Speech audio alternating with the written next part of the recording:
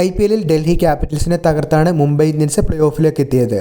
മുംബൈ ഉയർത്തിയ 181 റൺസ് വിജയലക്ഷ്യം പിന്തുടർന്ന ഡൽഹിക്ക് 18.2 ഓവറിൽ 121 റൺസ് നേടാനേ സാധിച്ചുള്ളൂ. 59 റൺസിന് രാജകീയമായ വിജയത്തോടുകൂടി മുംബൈ പ്ലേ ഓഫിലേക്ക് എത്തിയപ്പോൾ തീർച്ചയായിട്ടും മറ്റൊരു സീസണിൽ കൂടി തോൽവിയിലൂടെ കടന്നുപോയി ഉജ്ജ്വലമായ തിരിച്ചുവരവിലൂടെ പ്ലേ ഓഫ് വരെ എത്തിയിരിക്കുകയാണ് ഇപ്പോൾ മുംബൈ ഇന്ത്യൻസ്. വീഡിയോയിലേക്ക് കടക്കും മുൻപ് ആദ്യമായാണ് നിങ്ങൾ ഈ ചാനൽ കാണുന്നതെങ്കിൽ ഏറ്റവും പുതിയ ക്രിക്കറ്റ് അപ്ഡേറ്റുകൾക്കായി ചാനൽ ഇപ്പോൾ തന്നെ മറക്കാതെ സബ്സ്ക്രൈബ് ചെയ്തു വെച്ചേക്കുക. തീർച്ചയായിട്ടും ഒരു ഡു ഓർ ഡൈ മത്സരത്തിന് തന്നെയായിരുന്നു ഇന്നലെ മുംബൈയും ഡൽഹിയും ഇറങ്ങിയത്.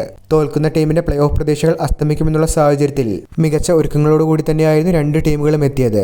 ബാറ്റിംഗ് ദുഷ്കരമെന്ന് തോന്നിപ്പിക്കുന്ന വാങ്കഡയിലെ പിച്ചിൽ ചേസിംഗിനിറങ്ങിയ ഡൽഹിയുടെ തുടക്കം തകർച്ചയോടുകൂടി തന്നെയായിരുന്നു. രാഹുലിന്റെയും ഡുപ്ലസിയുടെയും അഭിഷേക് പോറലിന്റെയും വിക്കറ്റുകൾ പവർ പ്ലേയിൽ തന്നെ ഡൽഹിക്ക് നഷ്ടമായി. വിപ്രാജ് നിഗമിന്റെ ഇന്നിംഗ്സ് മാത്രമാണ് ഡൽഹിക്ക് അല്പമെങ്കിലും പ്രതീക്ഷ നൽകിയത്.